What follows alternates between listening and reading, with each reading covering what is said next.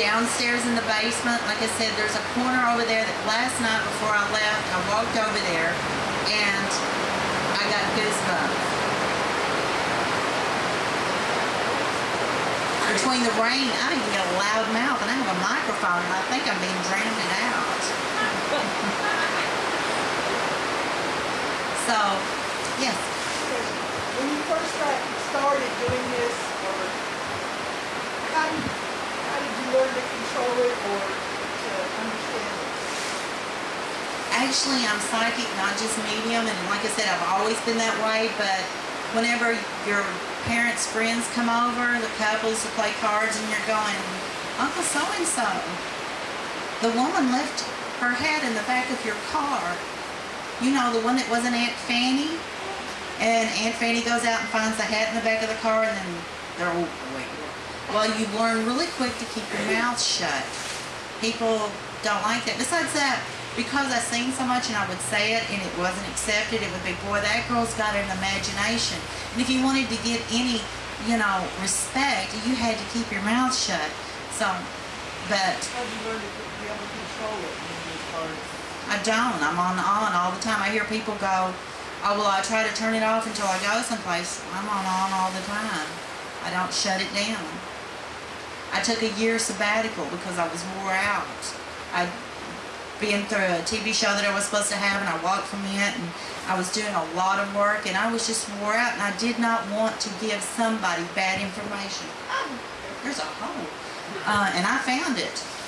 I didn't want to give anybody bad information, because whenever a psychic gets to a point that they're tired and they're just saying something to, you know, off the top of their head, and you don't do that. You got to back off.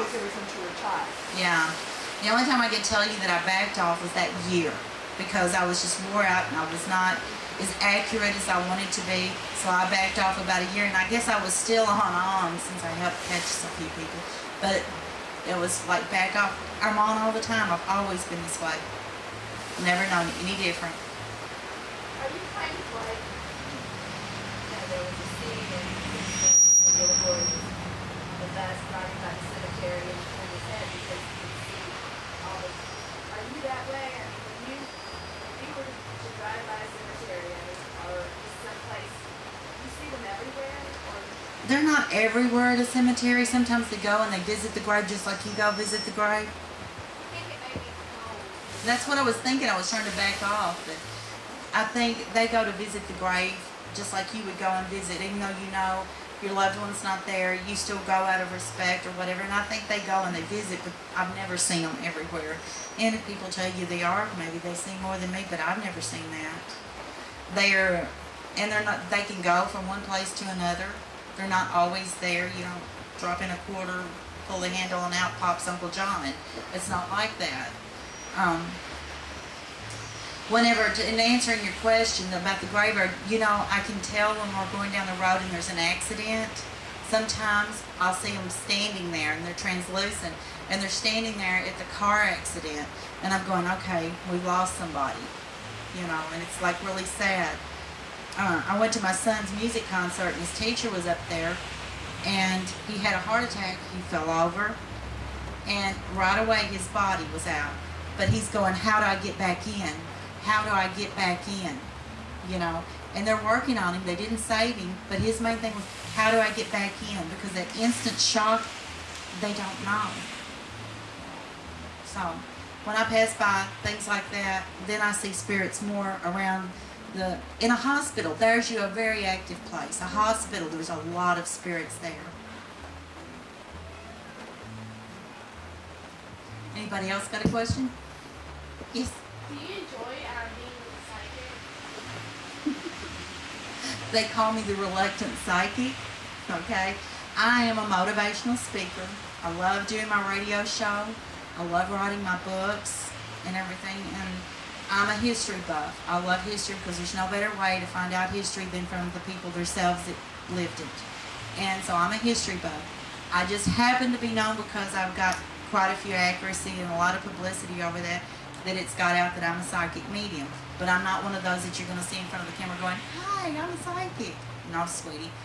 I enjoy being me and I love me, but whenever you say you're a psychic, you either one, get somebody that goes, "Oh, there's a fruitcake," or you get the ones that say, you know, "Yeah, right," and then you get the ones that believe you and want you to tell them what the winning lottery number is. So Well, that brings up another question. So yes. Can you see into the future? But here's your thing. I can tell you you're going to win the lottery, and you go home and shut the door and say, "Bria said I'm going to win the lottery." What did you forget to do? That's right. So you changed your future. And if things were set in stone, you would need to know what was going on. I tell you that you're going to back out of the driveway, and you're going to forget to look to the right, and a car is going to hit that brand new car and mess up that rear quarter panel. It doesn't matter if you believe in a psychic or not. Your subconscious mind automatically is going to make you look. You can change your future.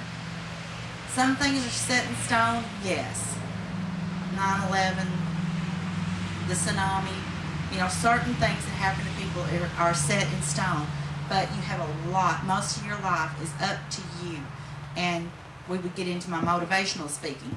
Your life is what you make it, and if you make it happy, then you look for good things and you're going to find good things. If you look for bad things, you're going to find them too. So it's up to you. So, oh, never mind. We won't go into that one because I'm here to talk about being a medium. Any other questions? Go ahead. I think I kind of asked you this last night, I don't remember what you said, but do you kind of help them, the spirits, do they ever seek your assistance with something? Or, you know, someone that's here that say was killed, and they want this resolved. Have you ever assisted with that sort of thing? Yes, I do.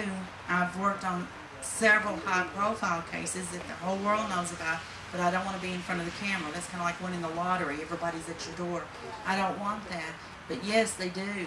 And a lot of times, like police officers, they try to get them. And if don't have the ability, the police officer, you know, kind of pushes it off, but they'll start looking, because if you're murdered, you want that solved.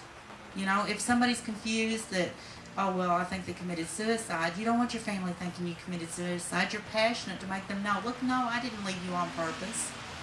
Or if you think your family's in danger, that something's going to happen to them, you want that murderer put in prison so they do not hurt your family. So, yeah, they work at that, and I see them, and there's been some pretty disturbing cases. I think the ones that bother me the very, very most are the children. Those haunt me. And I don't mean spiritually. I guess I chose the wrong group to say haunt me. But they really bother me. It takes me a long time to get over it. And yes, you know, the assistants I've helped out with a lot of cases. Don't even want to talk about which ones, but yeah. Do you use any outside tools to